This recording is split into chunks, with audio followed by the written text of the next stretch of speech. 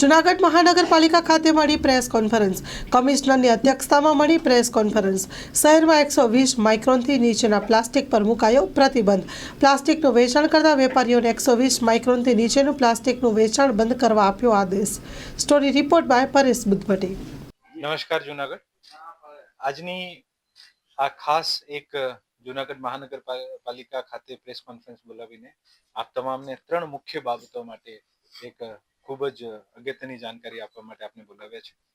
આ બધાને ખબર હશે કે આવનારા દિવસોમાં જૂનાગઢ મહાનગરપાલિકા સ્વચ્છ સર્વેક્ષણમાં ભાગીદારી લઈ રહી છે અને અમે એવું સ્થાપિત કરવા માંગીએ છીએ કે સમયના સાથે જૂનાગઢ મહાનગરપાલિકા જૂનાગઢ શહેર પણ સ્વચ્છ બન્યું છે અને આ સ્વચ્છતાના ભાગરૂપે જૂનાગઢના તમામ નાગરિકોએ ખૂબ સારી રીતે પોતાની જે ભાગીદારી છે આ પણ સુનિશ્ચિત કરી છે.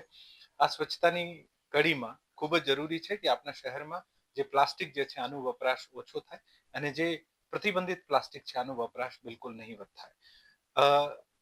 ભારત સરકારશ્રીના ગજેટ મુજબ 12/8/2021 ગજેટ નંબર 4591 મુજબ 120 માઇક્રોન કરતા જે ઓછા માઇક્રોનના પ્લાસ્ટિક જે છે આ ઉપર સંપૂર્ણ પ્રતિબંધ મૂકવામાં આવ્યું છે.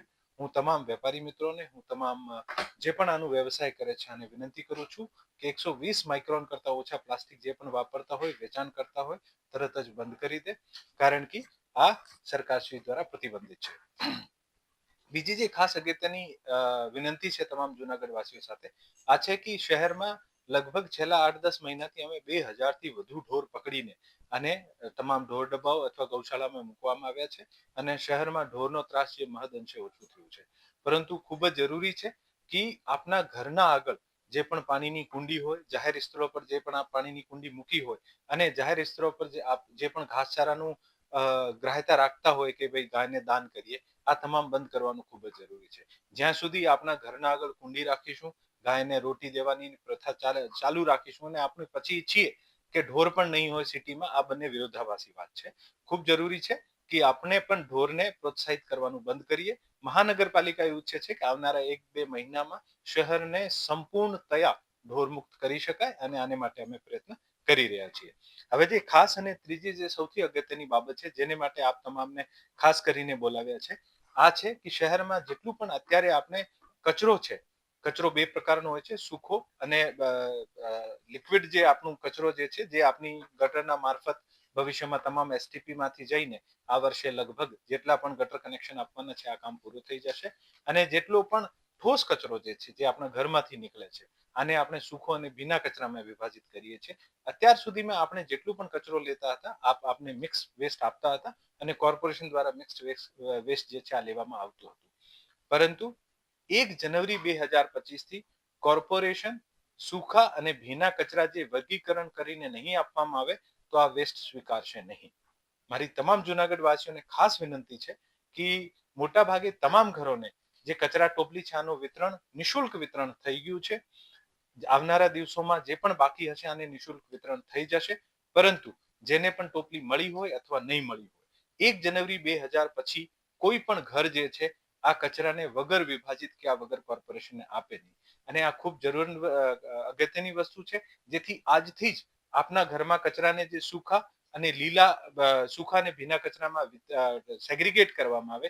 જે લીલા કલરની ડસ્ટબિન આપણને આપવામાં આવી છે આમાં તમામ પ્રકારનો ભીનો કચરો, જે શાકભાજી હોય, બગડેલા ફ્રૂટ્સ હોય, બગીચામાં નીકળતા પાંદડાનો કચરો હોય, જ્યુસ હોય, આ તમામ પ્રકારનો જે ભીનો કચરો હોય આ ભીના કચરાને લીલા કલરની ડસ્ટબિનમાં મૂકવી અને જેટલો પણ સૂકો કચરો હોય, ન્યૂઝપેપર હોય, નોટબુક હોય, કાર્ડબોર્ડ હોય, આ તમામ આપણે જે છે બ્લુ કલરની ડસ્ટબિનમાં મૂકવા. આજથી જ આ પ્રેક્ટિસ શરૂ કરવા વિનંતી છે. નહીં તો 1 તારીખે જ્યારે પણ આપ અમને સેગ્રીગેટ વેસ્ટ આપશો, મહાનગરપાલિકા દ્વારા આ વેસ્ટને વિનમ્રતાપૂર્વક અસ્વીકાર કરવામાં આવશે. હું તમામ જૂનાગઢ વાસીઓને ફરીથી વિનંતી કરું છું કે આજે આપણું પ્રયાસ જે છે આ ખરેખર જૂનાગઢને સ્વચ્છ બનાવવા માટે ખૂબ જ જરૂરી છે. જૂનાગઢ સુંદર બને અને સાથે સાથે જૂનાગઢ ખૂબ સારી રીતે સ્વચ્છ બને, આપણા બાળકોમાં બીમારીઓ ઓછી થાય, આપણા વૃદ્ધોમાં બીમારીઓ ઓછી થાય, આપણું વાતાવરણ શુદ્ધ થાય. આને માટે કચરાનું વ્યવસ્થાપન ખૂબ જ જરૂરી છે અને આપ અમને જુદો કરીને કચરો આપો તો જ આજે લક્ષ્યાંક છે આ હાસિલ કરી શકાય છે. જે 1 તારીખ પછી પણ મિક્સ વેસ્ટ આપશે અને મિક્સ વેસ્ટ લેવાનું ના પાડવામાં આવશે અને બાયલોઝના પેટા કાયદા 7 થી 15 મુજબ બિન વિભાજન સબબ દંડ પણ કરવામાં આવી શકે છે.